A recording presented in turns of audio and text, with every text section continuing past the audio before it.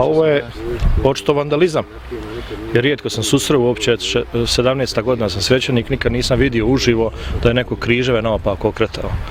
Ovo je stvarno, šokiran sam, kažem, kogod bio počinitelj, treba policija što prije učiniti sa svoje strane da bude pronađen, da ne bi se izrodilo u nešto više što ne bismo željeli. Sam kažem, želim ovim putem apelirati na policiju da što prije odradi svoj posao i što hitnije. Eto, to bi želio. Meni je žao što smo se sastali danas ovdje na ovoj svetoj zemlji zbog ovog nemilog događaja.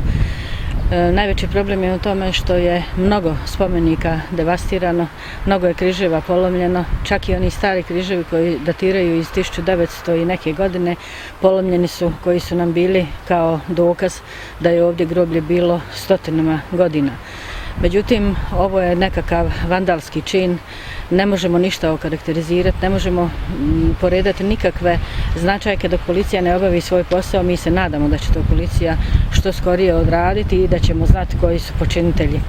Nažalost, ovo nije prvi put da se to događa, ovo se događa već možda 6. i 7. put. Nekad je policija učinkovito odradila svoj posao, međutim, nadamo se da će i ovaj put odraditi kao i u posljednja 2 slučaja.